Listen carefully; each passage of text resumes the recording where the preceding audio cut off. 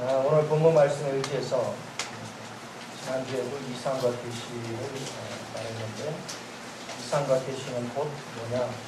하나님의 길과 생명이다 하는 걸 우리가 들을 수가 있습니다. 사람들이 살아가는 방식이 여러 가지가 있는데, 사람은 자기가 이 땅에 살아가면서도 사는 목적을 모르고 사는 사람이 누구예요? 여러분 왜 사는지 몰라요. 그래서 물질적이나 이런 것들이 조금 돌아갈 때는 그거 즐기는 재미로 사는데, 조금만 공부해주고 어려운 문제가 있으면 내가 왜 살아야 돼 이렇게 하면서 특별히 이렇게 무더위가 계속 끼면, 거기다가 여러 어려운 문제가 겹치면 내가 이렇게 살아서 뭐하지? 이런 생각들이 계속 오죠. 사람들은 물질의 세계가 있어야 내가 행복하다고 착각을 합니다. 여러분 정신세계가 바로 잡히면 물질이 따라옵니다. 그래 행복해지는 거예요. 그러니까 여러분이 주변 환경이 어렵다는 얘기는 내가 정신세계가 혼돈인 거예요. 그런데 그 정신세계를 바르게 잡아주는 것이 그리스도입니다. 그리스도의 생명을 우리가 붙잡고 있으면 여러분의 정신세계가 확고하게 잡혀요. 결국은 그리스도가 부족한 사람은 왜 정신세계가 무너지느냐? 내가 한계에 도달하거든요. 내가 무슨 일을 추진해 가는 과정 속에 한계에 도달하는 거예요. 내가 뭔가 좀 하려고 하는데 몸이 아파. 한계에 도달하는 거예요. 내 의도대로 안 되잖아. 내가 뭔가를 하려는데 사람들이 협조하는데 한계에 부닥치는 거예요. 또 어떤 환경이 또 가로막아. 자꾸 한계에 부닥치는 거예요. 그래서 주저앉는 거예요. 그러니까 자, 내가 마음이 주저앉을수록 여러분 길이 있습니까? 없어요. 마음이 활력이 넘쳐야 돼요. 마음이 기쁨이 있어야 돼요. 그러나 세상 어느 곳에도 내 마음을 활력을 줄 수 있는 곳이 한 군데도 없어요.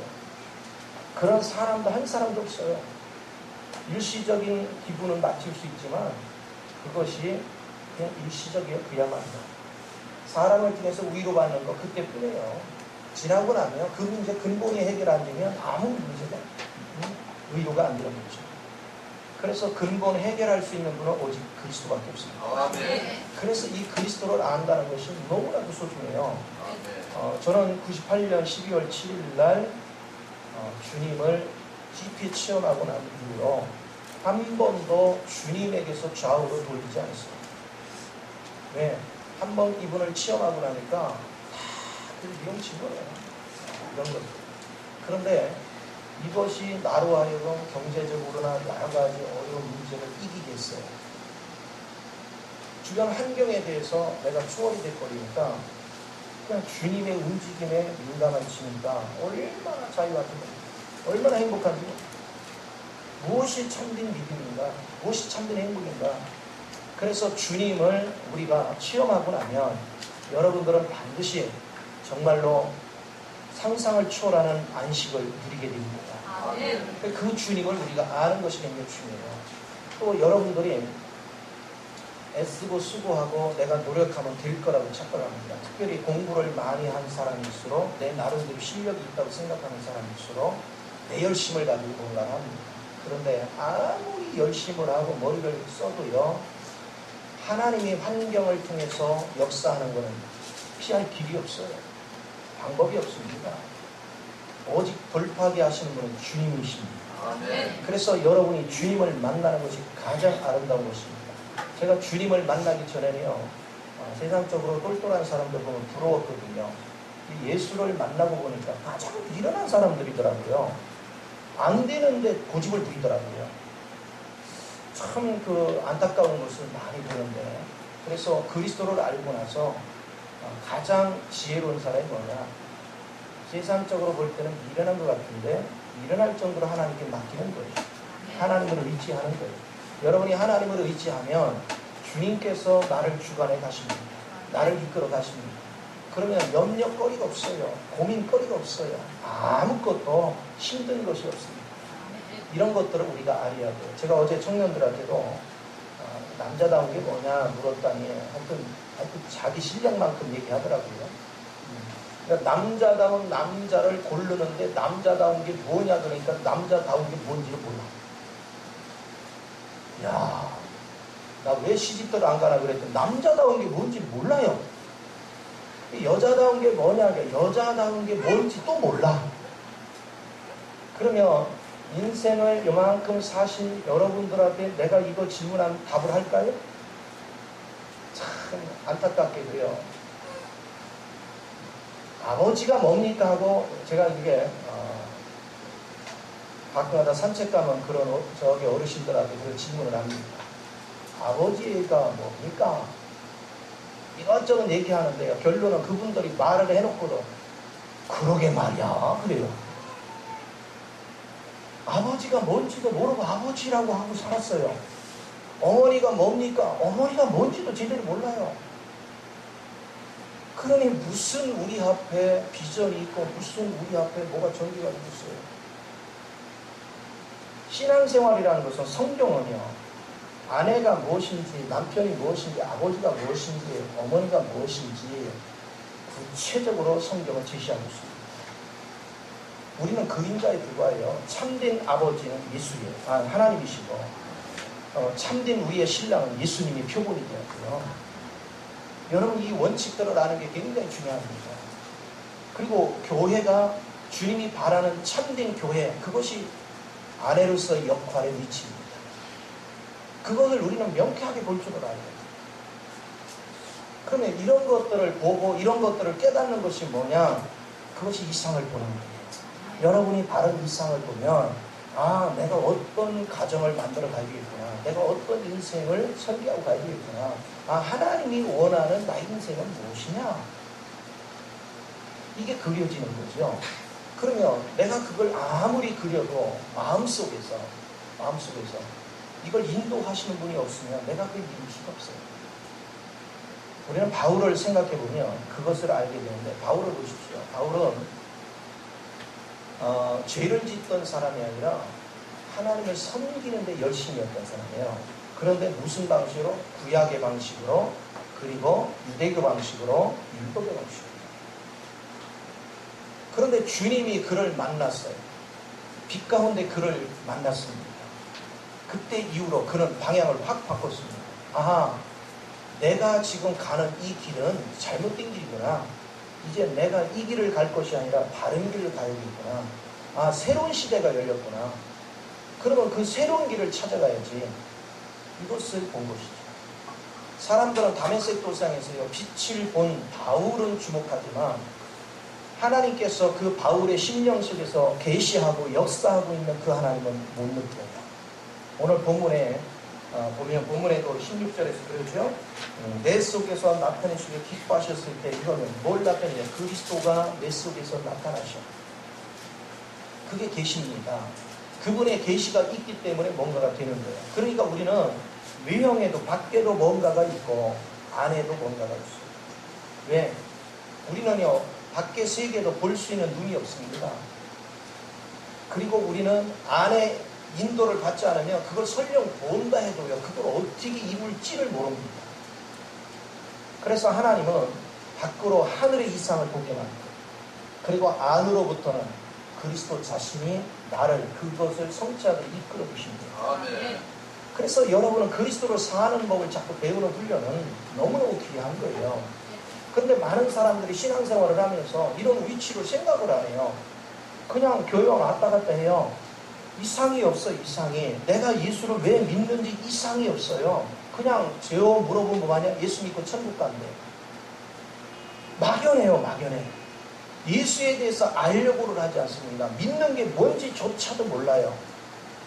믿는 게 뭡니까? 여러분 믿는다는 것은 내가 이미 십자가에 죽고 예수가 내 안에 사는 걸 믿는 거잖아요.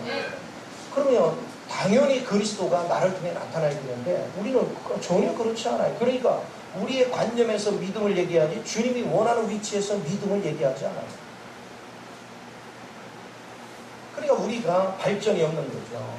내가 어제보다 오늘 뭔가 나아지려면 내가 목표하는 게가 있어야 되고 그 목표를 주님 안에서 같이 이루어져 가서 뭔가 잘한 모습이 보여야 성취된 것이 보여야 내 신앙이 그래도 이만큼 자랐구나.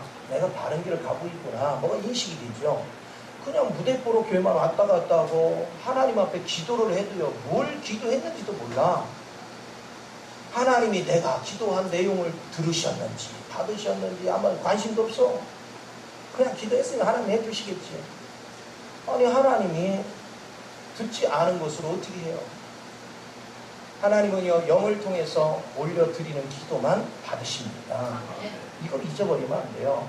그렇기 때문에 우리는 주님을 제대로 알아야 돼요. 그래서 말씀과 기도를 통해서 자꾸 그분을 알아가는 훈련이 굉장히 중요한 것입니다. 그래서 이렇게 목적 있는 인생, 예를 들어서 제가 끊임없이 대한민국에 이렇게 정신적으로 영적으로 많이 붕괴되가는 모습을 보면서 한국교회를 깨워야 되겠다. 정말로 이것을 파생시키고 전 세계까지도 영향을 끼치는 뭔가를 해야 되겠다. 내가 만약에 꿈에 부풀어서 아무리 해도요 거기에 따르는 일꾼을 키우지 않고 거기에 따른 전략이 없으면 아무것도 안 돼요. 그러니까 주님께서 그런 거에 대한 이상을 열어주셨어요. 중요한 건 내가 이런 얘기를 하면요, 아니 우리나라 그래도 세계 강국 중에서 무역 10대 강국 안에 들어오고 아주 그래도 잘 나가는 편인데 뭘 그런 거 가지고 얘기하냐. 그런데 여러분 자세히 들여다보세요. 사람들 정신세계가 어떻게 무너지고 있는가. 이 경제를 이끌어가고 이 나라를 이끌어가고 우리의 미래를 이끌어가려면 사람이 똑바로 서야 되거든요. 정신세계가 똑바로 서 있어야 돼요. 그런데 여러분이 젊은이들을 보십시오. 국가관이 있는가? 민족관이 있는가? 젊은이들하고 대화를 해봐요. 진짜 국가를 위한 사명감이 있는가? 민족을 위한 사명감이 있는가? 이게 심각한 것입니다. 이게 무너진 것입니다. 자기 코앞에 있는 거 아니 하다못해 옆에 있는 사람들 관심이 없어요. 인사성도 없어요.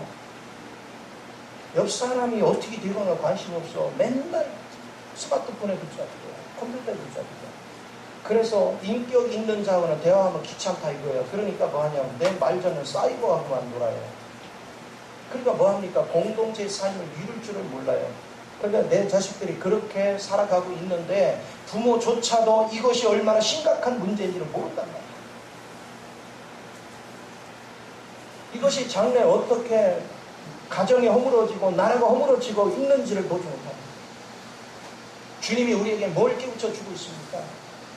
젊은이 마음속에 무엇을 품고 있는가? 어떤 비전 안에 있는가? 우리가 주님 앞에 가서 기도하면 하나님이 궁극적인 목적이 있잖아요. 하나님께서 우리를 통해서 계획하신 목적이 있습니다. 그 목적 속에는 우리가 국가를 생각하고 민족을 생각하고 가정을 생각하는 모든 걸 포함하고 있습니다. 그러면 주님 안에서 구체적인 비전이 있어야 돼요. 그러려면 주님의 비전을 알기 위해서 우리는 기도해야 됩니다. 말씀과 기도 외에는 그분의 이상을 볼 수가 없습니다. 그분의 계획하신 뜻을 볼 수가 없어요. 결혼한다고 해서 제가 그 결혼을 준비하는 사람들한테 물어보면요, 너는 어떤 가정을 이루려고 하느냐? 다 세상적인 얘기만 합니다. 뭐라고 하는지 아세요? 몇 년 안에 아파트를 사고, 몇 년 안에 뭐 하고. 기가 찹니다. 내가 우리 가정을 통해서 이 사이에 어떤 영향을 끼치겠다. 내가 우리 가정을 통해서 자녀들을 어떻게 양육하고 어떻게 세워갔다. 우리 부부를 통해서 어떤 모델을 보여주겠다는 비전 자체가 없어요. 나밖에 몰라요. 그러니까 이것이 심각한 것입니다. 그런데 사람들은 이 심각도를 모릅니다. 왜? 자신들이 그 속에서 사니까. 그게 세상입니다. 그게 땅의 것입니다. 그것은 썩어져 가는 것입니다. 그 속에서 아무리 울부짖어도 자꾸만 허물어져 갑니다. 신앙생활이 뭡니까? 우리의 정신세계를 바로 세우는 것입니다. 내가 영에 붙잡히면 정신세계가 똑바로 바뀌는 거예요. 정신세계를 바로 쓰는 것입니다. 그 안에서 이상을 보는 거예요. 주님이 계획하신 나의 가정, 주님이 계획하신 나의 비전, 주님이 계획하신 우리 국가를 향한 내가 해야 될 일, 내가 하나님 나라를 위해서 해야 될 일, 이 비전을 볼 수 있는 눈을 열어주시다. 그게 이상을 보는 거예요. 주님 안에서 분명한 이상이 있는 사람은 자기 육신에 취해서 하는 것이 아닙니다. 자기를 희생하는 한이 있더라도 나를 통해서 이 공동체를 어떻게 살릴 것인가, 그리고 그 공동체 안에서 하나님의 뜻을 어떻게 충족시켜 드릴 것인가. 그런데 아무리 봐도 그 이상을 발견했더라도 내가 이룰 수 있는 길이 없어. 우리는 부패되어 있기 때문에.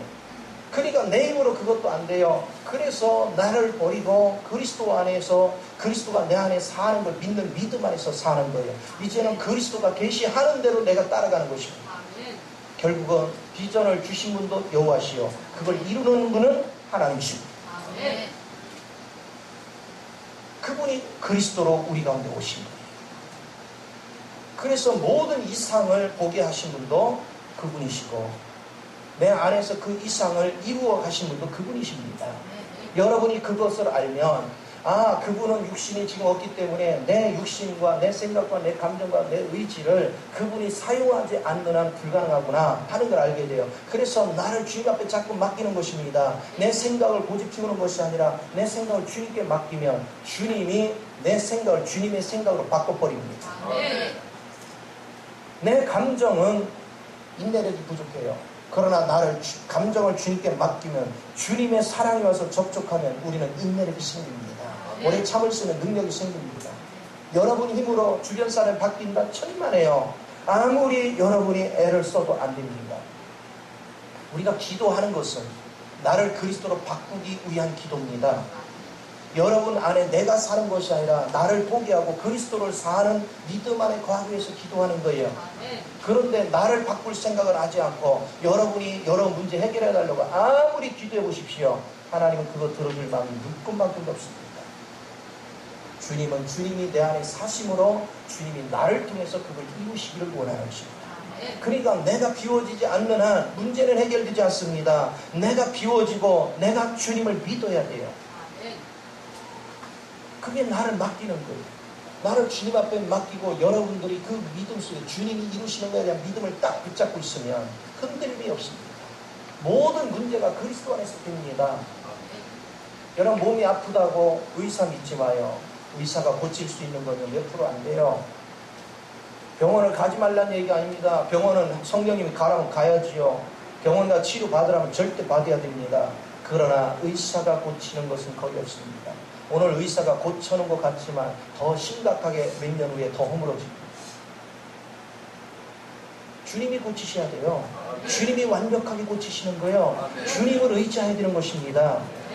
사람을 의지해서 여러분의 환경이 바뀔 것 같습니까? 오늘 나를 도와준 그 사람이 나중에는 내 발목을 잡을 것입니다. 사람 의지하지 마요. 하나님 의지하십시오. 하나님 의지하면 떳떳하잖아요. 편안하잖아요. 제가 목회를 해가면서 사람을 의지했다면 나는 내 소신껏 하나님이 내게 주시는 말씀을 소신껏 맞아야지 못할 거예요. 왜? 여러분 기분 상하게 하면 그러면 돈줄이 막힐 테니까. 근데 제가 여러분을 믿지 않거든요. 난 주님을 믿지.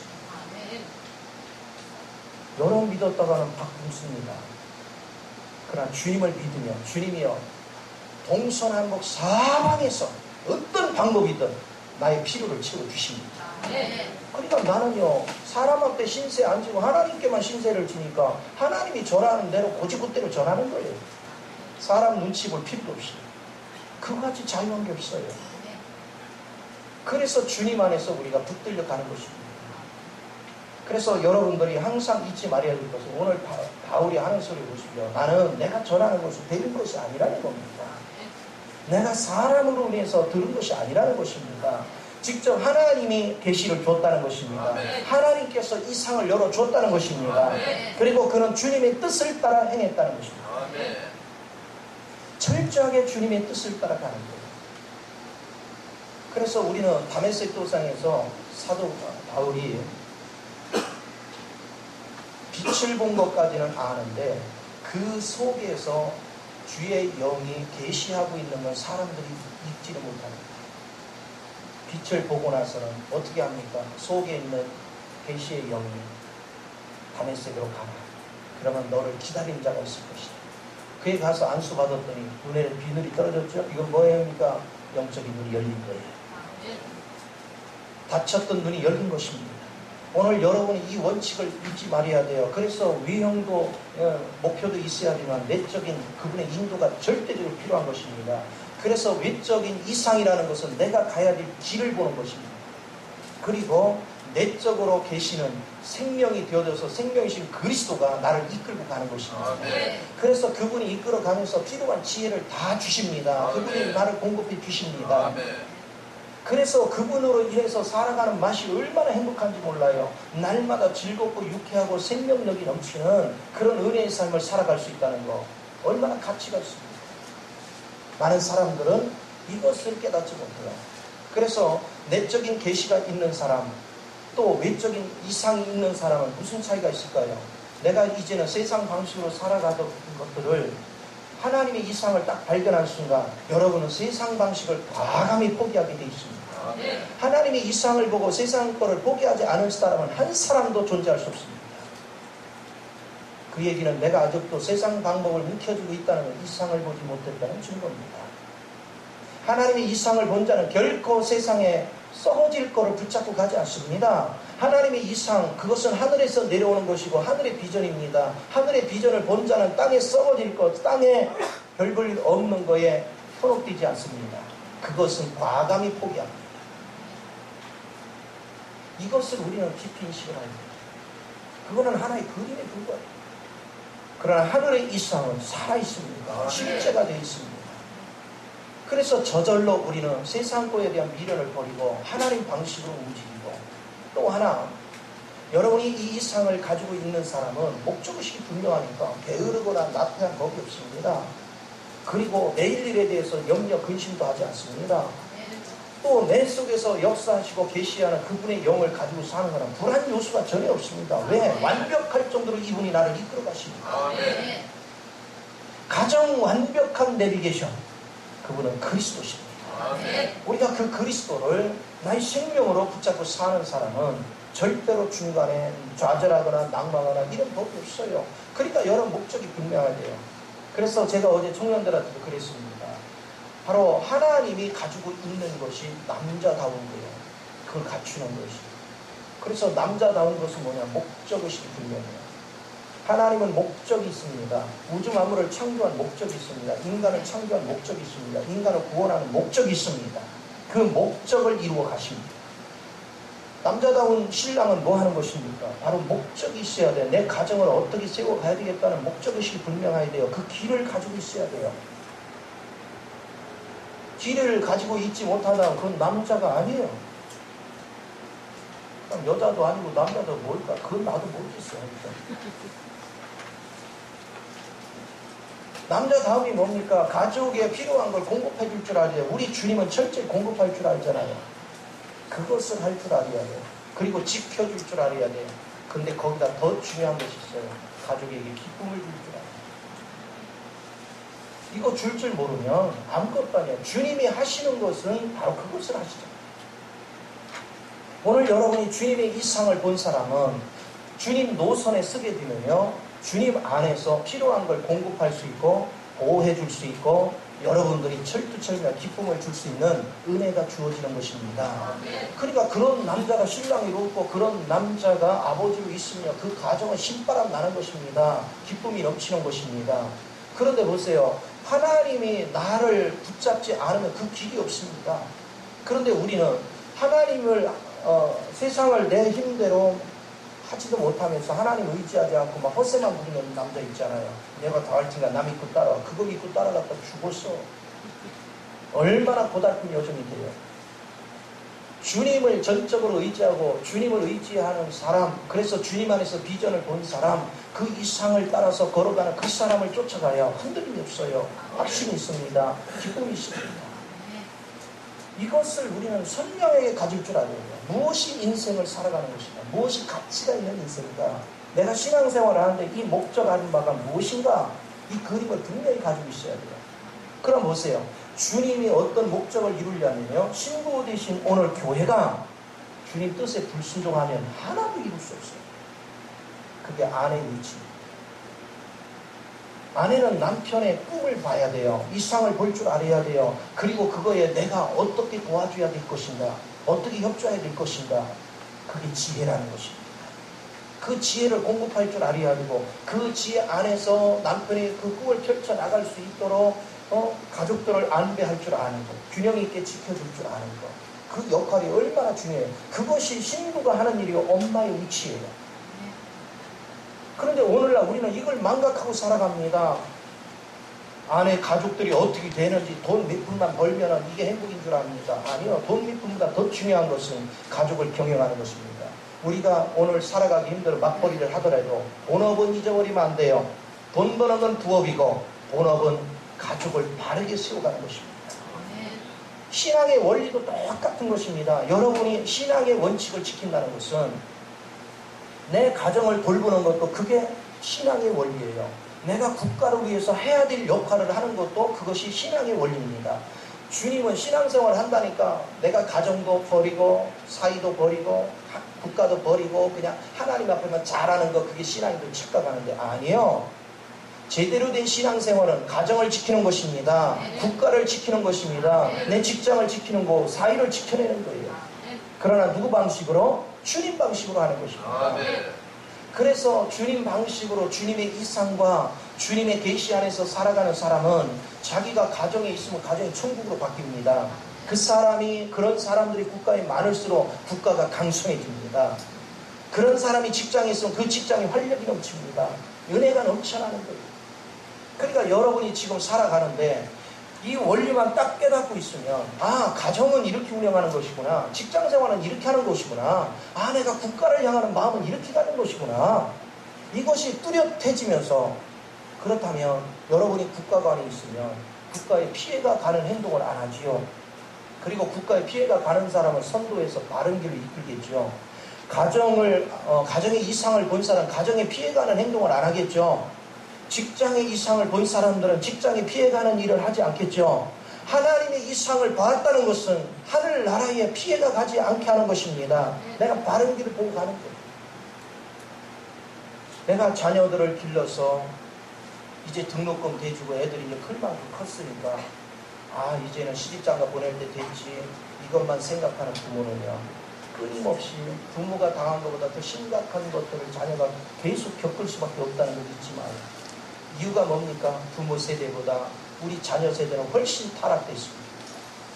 그런 세계 속에 얘들이 살아가야 됩니다. 앞으로 이제 노인 문제가 많아서 얘들은요 세금도 엄청나게 내야 됩니다. 왜? 자식을 안 낳았으니까 일할 일꾼은 적지.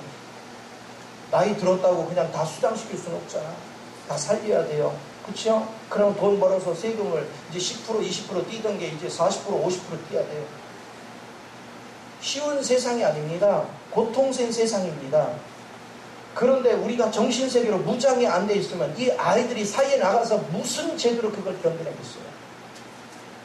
우리 세대보다 훨씬 힘든데 우리가 이걸 무장시켜야 돼요. 이걸 열어줘야 돼요. 제가요 16년 동안 외친 게 이 얘기를 하는 겁니다.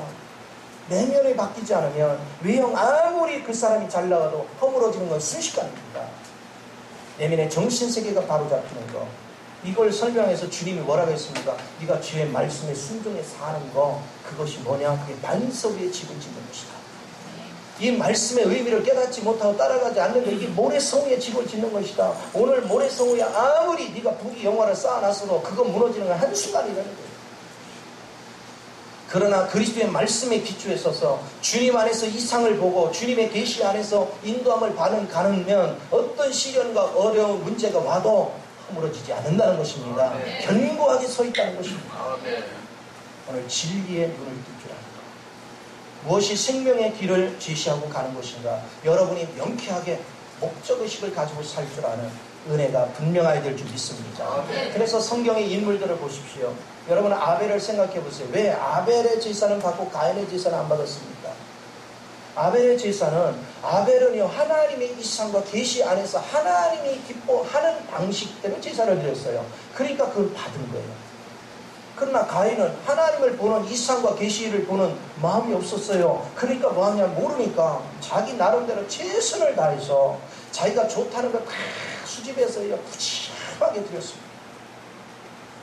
그런 인간적으로 보면요 정말 하나님을 사랑하는 마음 가지고 한 거예요. 하나님 받지 않았어요. 왜요? 하나님 방식이 아니에요.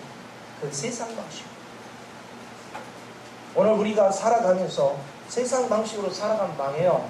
하나님은 듣지 않습니다. 여러분은 하나님의 계시를 듣고 아버지 계시를 따라 살아가야지, 내가 하나님의 계시가 아니라 우리 그동안 배워온 유교 사상이나 불교 사상이나 도덕 윤리나 이런 게 취해서 살아가고 어떤 전통에 의해서 살아가면 하나님은 우리를 모른다.